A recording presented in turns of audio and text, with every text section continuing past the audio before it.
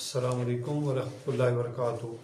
آج ہمارا جو ٹاپک ہے وہ ہے ابلیسزم کیا ہے۔ ابلیس کے معنی ہے رحمت الہی عز و جل سے مایوس ہونے والا۔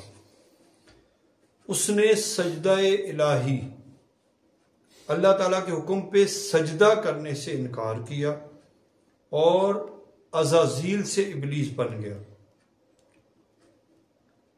عزازیل سے ابلیس کا سفر کیسے بنا؟ قرآن پاک میں ہے وَإِذْ قُلْنَا لِلْمَلَائِكَةِ اسْجُدُوا لِآدَمَ فَسَجَدُوا إِلَّا إِبْلِيسَ أَبَىٰ وَاسْتَكْبَرَ وَكَانَ مِنَ الْكَافِرِينَ۔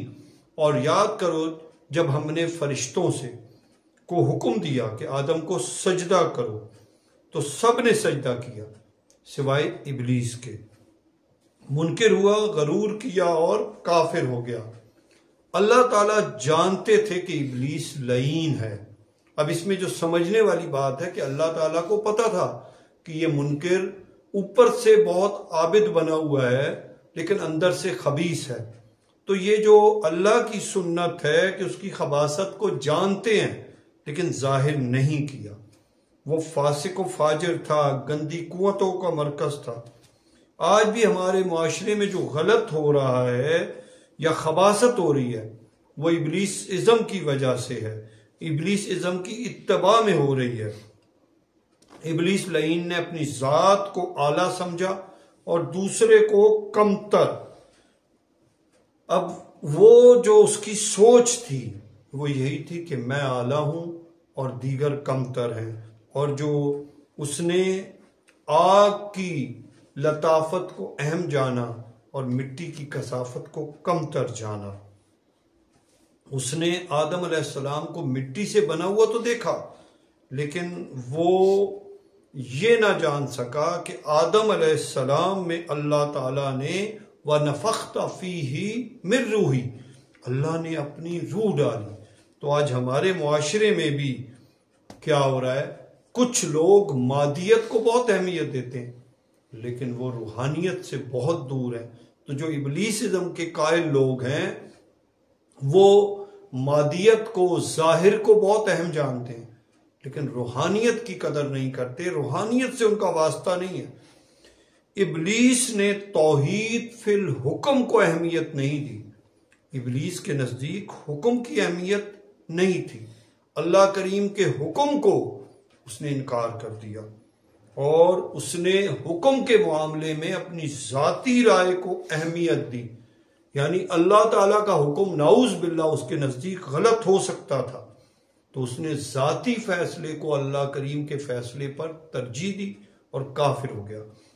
ابلیس کی یہ سوچ کہ نعوذ باللہ اللہ کریم غلط حکم دے سکتے ہیں، اللہ کریم کا فیصلہ صحیح نہیں ہے، تو یہ جو سوچ ہے یہ کیا ہے کہ نعوذ باللہ اس کی توحید جو تھی وہ خباثت پر تھی، کیونکہ توحید تو پوری طرح ماننے کا نام ہے، جبکہ شیطان نے اپنی ذاتی رائے کو اللہ کریم کے حکم پر اہم جانا۔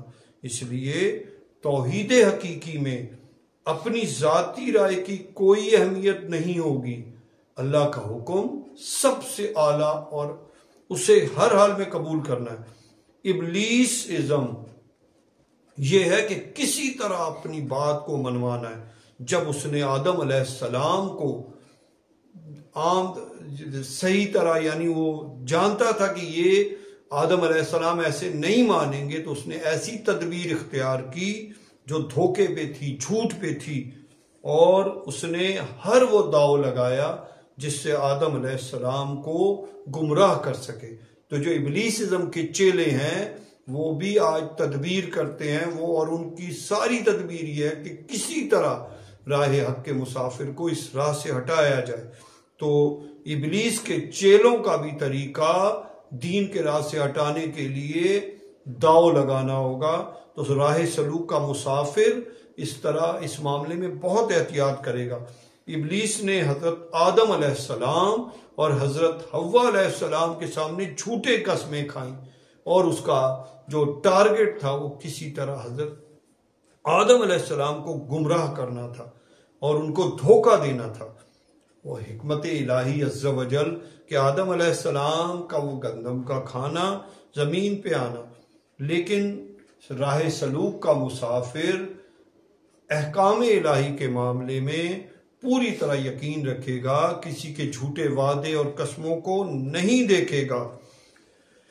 جھوٹی عزت حاصل کرنے کے لیے کچھ بھی کر گزرنا ابلیس کا طریقہ ہے۔ ابلیس نے اپنی ذاتی انا کی تسکین کے لیے اور اپنی خود ساختہ عزت کے لیے جو کچھ کیا، آج وہ نہ دین کا نہ دنیا کا، تو اس کو جو تباہ کرایا اس کی سوچ میں، تو جو ابلیسزم کے پیروکار ہیں وہ بھی اپنی فیشن کو، اپنے انداز کو اعلیٰ سمجھتے ہیں۔ ان کے نزدیک جو ان کا طریقہ ہے وہ بہترین ہے۔ بہترین طریقہ اللہ کے محبوب نبی آقا کریم علیہ السلام کا طریقہ ہے۔ آج ہم لوگوں نے فیشن کے نام پر، نسل کے نام پر، نام کے نام پر، دولت کے نام پر تقسیم کی ہوئی ہے۔ حضرت ابن عمر رضی اللہ تعالیٰ عنہ کا شاگرد امام مالک رضی اللہ تعالیٰ عنہ کا استاد ہو سکتا ہے، تو ابلیسزم کو ماننے والے جہلا یہ مادیت اور ظاہر کو صرف لے کر بیٹھے ہیں، جبکہ جو حقیقت ہے وہ احکام الہی اور اتباع رسول اللہ صلی اللہ علیہ وسلم میں ہے۔ قُلْ إِن كُنتُمْ تُحِبُّونَ اللَّهَ فَاتَّبِعُونِي يُحْبِبْكُمُ اللَّهُ، کہ جو بھی جو ہے احکام الہی کیا ہے کہ اگر تم اللہ سے محبت کرتے ہو تو اللہ کے محبوب کی اتباع کرو۔ تو یہ جو نفسانیت ہے، ابلیسزم ہے، یہ کس کا نام ہے؟ یہ اسی کا نام ہے کہ یہ کسی طرح اپنی منوائی جائے۔ شیطان مرکز فساد ہے، اس کا جو بدامنی ہے، فتنہ ہے۔ ابلیس نے کیا کیا؟ ابلیس نے صرف اور صرف فتنہ و فساد کو اختیار کیا کہ کسی طرح زمین پر فساد پھیلایا جائے، اور جو ابلیسزم کے قائل لوگ ہوں گے وہ فتنہ و فساد پھیلائیں گے۔ ابلیس کا جب ابلیس کی کوئی چال نہ چلی تو اس نے عورت کے ذریعے وار کیا۔ تو آج راہ سلوک کا جو مسافر ہے وہ عورت کے معاملے میں بہت احتیاط کرے گا۔ اس کی سوچ اسے شیطان کے مختلف وار جو وہ عورت کے ذریعے کرے گا وہ اس پہ نظر رکھے گا، کیونکہ وہ بہت لعین ہے۔ آج ہمارے معاشرے میں دیکھیے، کوئی نبوت کا دعویٰ کر رہا ہے تو کوئی مہدیت کا دعویٰ کر رہا ہے۔ یہ سب کیا ہے؟ یہ شیطان لعین کا نظام، اور اس کے جو پیروکار ہیں وہ لوگ اس کے ہی قائل ہیں کہ اپنے نام مقام اور اس کے، تو میں اور آپ ہمیں جو بھی عبادت مل رہی ہے، ذکر اذکار مل رہا ہے، یہ توفیق باللہ ہے، یہ میرے اور آپ کی وجہ سے نہیں ہے۔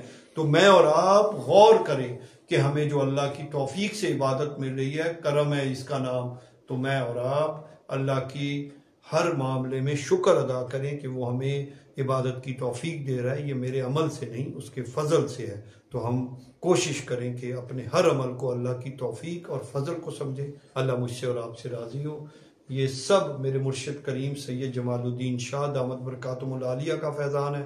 ہم لوگ ظاہر باطن سے ایک سے ہو جائیں۔ اللہ مجھ سے اور آپ سے دین کا کام لے۔ جزاک اللہ۔ السلام علیکم ورحمۃ اللہ وبرکاتہ۔ اللہ حافظ۔